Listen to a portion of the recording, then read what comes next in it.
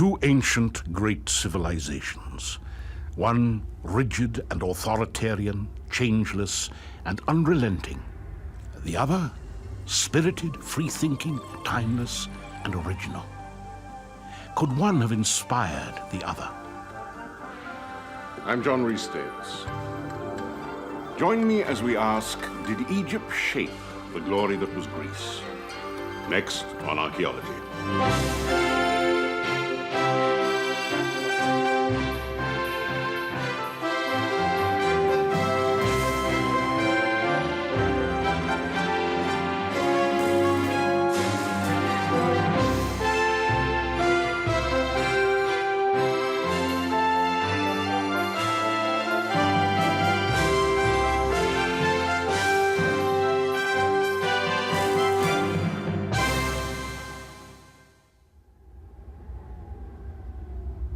Rising from the parched sands of the desert, in the land of the pharaohs, are the earliest stone monuments ever constructed in ancient Egypt.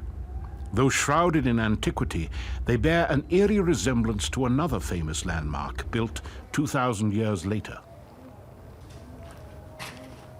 If an advertiser wants to sell his goods and give them a high-class feeling and make them seem classic, or if a bank wants to seem reliable, or if a university wants to seem respectable, the ideal thing to show is a fluted column, preferably in rows. And the idea of the fluted column is really seen as at the basis of European civilization. And when we think of the basis of European civilization, we think of Greece, we think of Athens, and we think of the Parthenon with its rows of exquisite columns. Now, the Parthenon was built about 2,500 years ago, and these columns, which we're walking through now, were in fact built about 2,500 years earlier still. So they're twice as old as the Parthenon. For one maverick historian, the resemblance is no coincidence. He thinks the ancient Greeks owe a debt to Africa for their cultural heritage. If he is right, the history of Western civilization will need to be rewritten. But is he? Generations of school children have been taught of the glory that was Greece, of a white civilization that gave birth to cherished notions of democracy, philosophy, and science. But is it true? How much of that view is colored by racist attitudes of 19th century classical scholars? Today, a controversial new theory that the roots of Greek civilization lie in ancient Egypt has archaeologists in an uproar.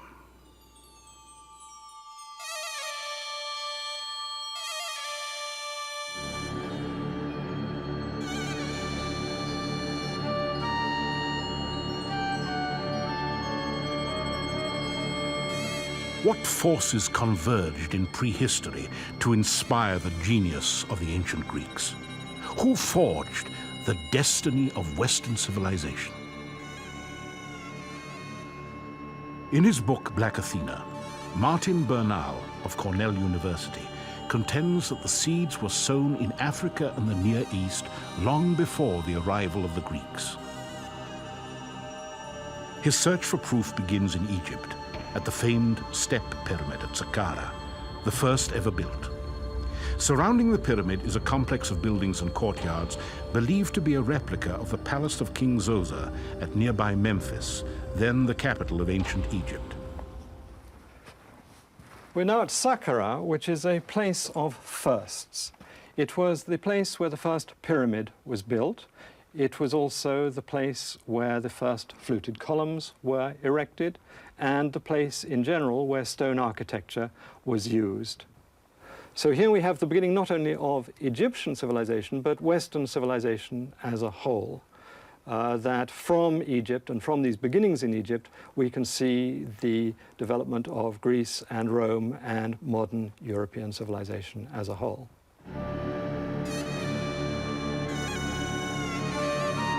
17 centuries before the birth of Christ, Egypt ruled an empire that stretched from the Nile to the Euphrates. Beyond, in the Aegean, was the island of Crete. Here, the empire of the legendary King Minos was reaching its zenith, while at Mycenae, the earliest roots of Greek civilization were taking hold. Connected by a vast network of trade routes, ships plied the seas laden with the treasures of the ancient world. Bernal believes that during this time, the Egyptians and the Phoenicians attacked the palaces of Crete and colonized the Aegean. Bernal's colleague at Cornell, John Coleman, is currently excavating the ancient city of Halif. An expert on the prehistory of Greece, he has found little to support the theory of an Egyptian invasion. Personally, I don't believe that Greece ever was invaded by Egypt. There are very few documented instances of invasions of Greece, and we have no real evidence that in the form of, say, Egyptian language or Egyptian script, hieroglyphic, for instance, to suggest that, in fact, the Egyptians ever did come to Greece in any numbers. Despite his critics, Bernal is intrigued by evidence that the Egyptians did control the Aegean.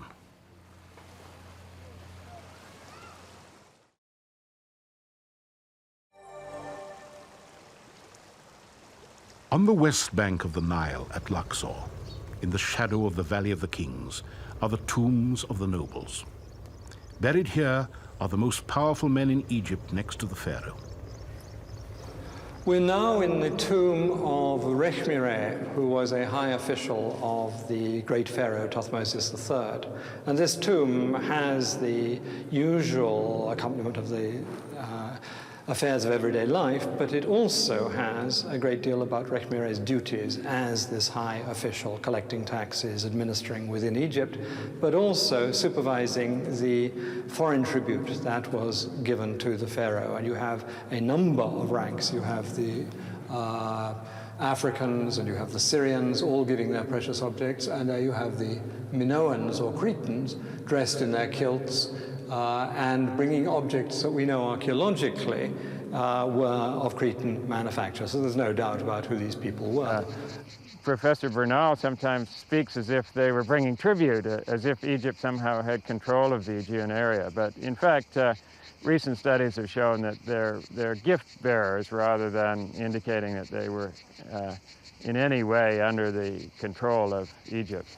Now, whether the Greeks considered they were giving tribute or not is another question, but this is the way Rechmireh and his pharaoh, Thutmosis III, interpreted it.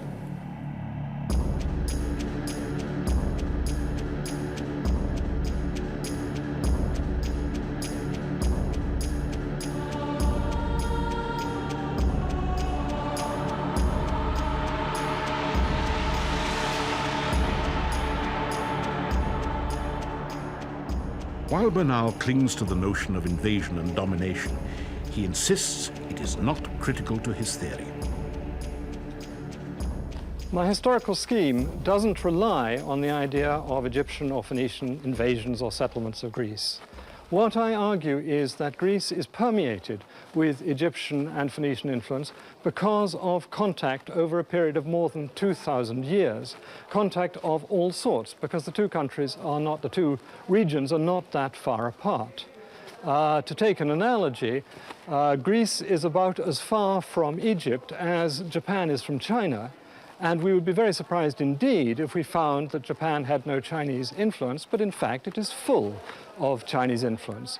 That's not to say that Japan is a mere reflection of China, but that you cannot hope to understand Japan unless you realize its Chinese roots in that way. Similarly, I think we should not do as the classicists have done and try to view Greece in isolation without seeing its outside roots.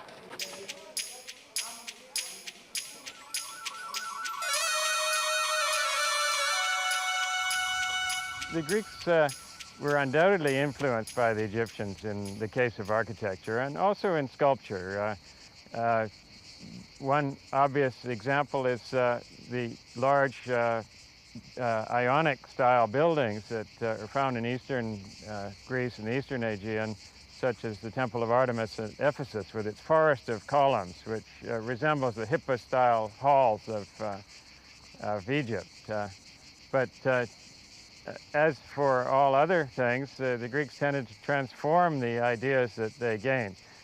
The question of influence of Egypt on Greece in the ancient world is one that really can't be denied. There were certain aspects of the Egyptian cultural record which served as catalysts that enabled the Greeks to borrow, transform, and move on. So no one is really denying that the two nations were in contact, that the two cultures did talk to one another.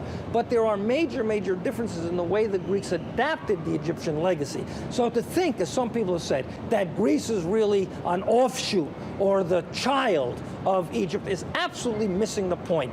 The Greeks borrowed from Egypt, as they did from other civilizations, not only Egypt, turned it into something completely their own and went off in a direction. So, for example, if you look Robert at Bianchi, an Egyptologist with the Metropolitan Museum of New York, has joined a growing list of scholars who disagree with Bernal. He sees striking differences between the two cultures. Something that the Egyptians never dreamed of doing, never wanted to do. So yeah, we have columns and architraves in both cultures, but the Greeks one have optical refinements that conform to their world outlook, and these do not appear in the Egyptian record.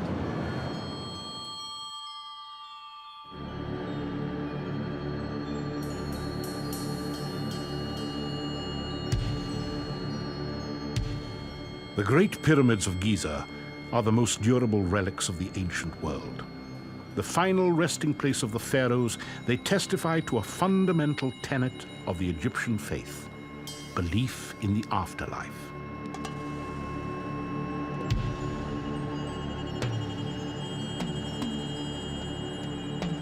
To ensure the survival of the Ka, or spirit, the body first had to be preserved or mummified. Then, provisioned with food and surrounded by cherished possessions, the soul could depart for eternity.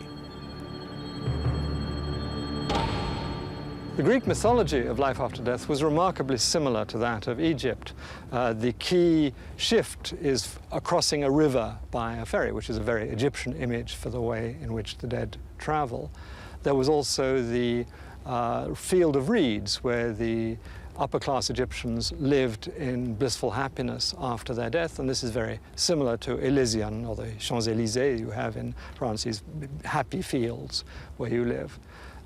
Then you have the word for the occupants of this territory, which is the same in Egyptian and Greek, Makarios in Greek, Macharu in Egyptian. So you have a number of striking similarities.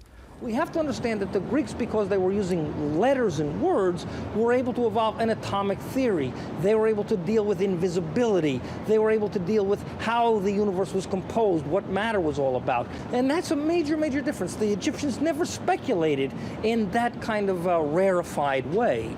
This also holds true in areas of religion, whereas, for example, the Egyptians believed that the body had to be intact in order to be reborn. The Greeks, on the other hand, would allow the bodies to be cremated. This is a heresy to the Egyptians because the body was now destroyed.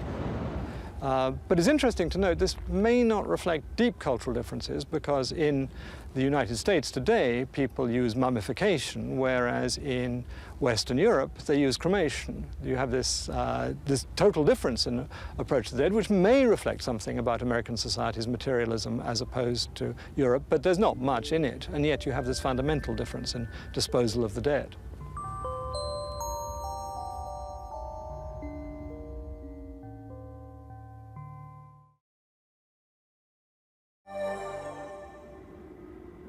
The tombs of the pharaohs attest to their mortality, but to the ancients, they were gods. Absolute monarchs, they controlled the affairs of everyday life as well as the destiny of Egypt. In the conduct of politics, there was no room for the common man.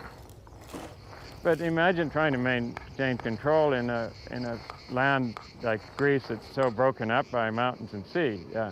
It's just simply not possible, and as a consequence, Greek civilization developed in a very different way, with local places gaining power on their own, and they never got together to create a federal state such as you find in Egypt, nor a great monarchy such as is found in Egypt or Persia or elsewhere in the ancient world.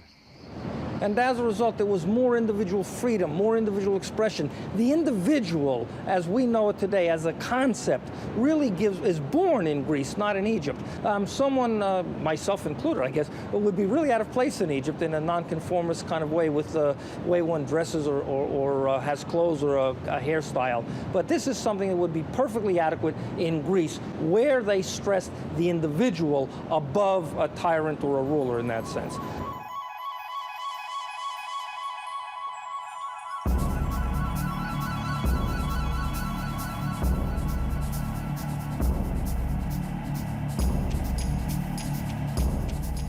Even in the Egyptian art, there was no freedom of expression.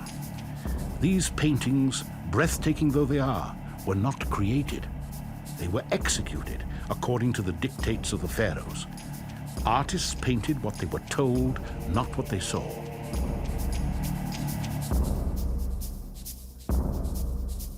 Highly stylized Egyptian figures appeared lifeless and two-dimensional, while the Greeks were beginning to explore the beauty of the human form. The Greeks already begin to explore the body beautiful. The Greeks begin to be more naturalistic, more anatomically accurate, rather than stiff and rigid. And these two differences are also reflective of the differences in culture. Egypt was always a totalitarian regime ruled by a pharaoh.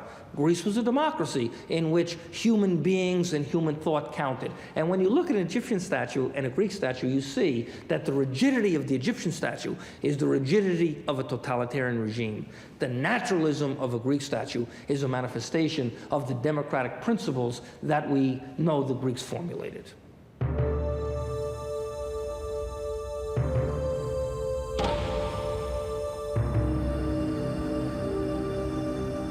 By 500 BC, the reign of the pharaohs had come to an end. Did the human spirit rise from the ashes of a dying civilization? Or did the Greeks invent themselves? Greek is an Indo-European language, and therefore there must have been major influences from the north to make it one. On the other hand, there are an extraordinary number of elements of Greek language and other aspects of Greek civilization that are not Indo-European, and I believe these can be very plausibly explained as coming from Egyptian or Semitic. The undeniable fact is, of course, that Egypt did play a role in the formative development of Iron Age Greece. That is to say that Egypt and its cultural traditions formed a catalyst whereby the Greek achievement was able maybe to get a spark and then develop. But what we have to understand is they are fundamentally different civilizations. Let me give you a case. Backed by the archaeological record, most modern-day scholars agree with Robert Bianchi. Now it remains for Martin Bernal to prove his case. My fundamental claim is not that Greece is a reflection of Egypt and the Levant.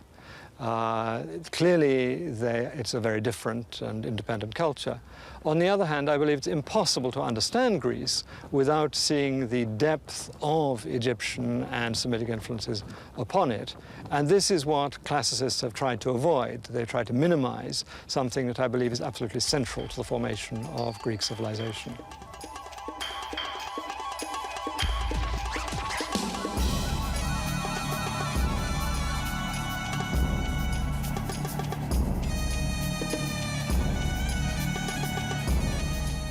Unfortunately, underlying the debate is the highly charged issue of race. Were the Egyptians black, as Bernal implies in Black Athena? Was Cleopatra black? Was Cleopatra black? No, she was olive-skinned. She was a Greek. She was the queen of Egypt, and her family had ruled Egypt for 300 years. But we know she was a Greek because the family was incestuous for 300 years.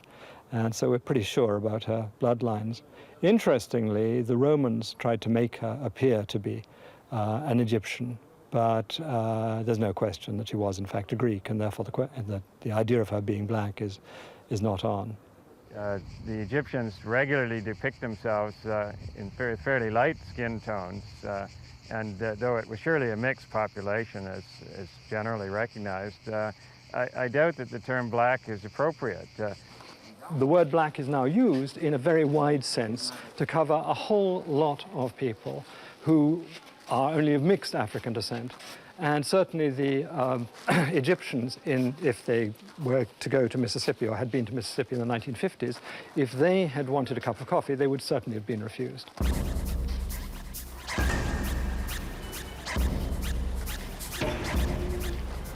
We are living in a world in which people are beginning to understand the value of non-European cultures, the contribution that women are making in the world. And if we're going to become picky and start to argue and nitpick about he's black, he's white, he's this and that, we are losing the entire focus of the humanities, and we will quibble today instead of being able to live in a more enlightened society that recognizes individual difference for what it is, but preserves and bequeaths to our children and our children's children those characteristics of civilization that we deem worthy of preserving.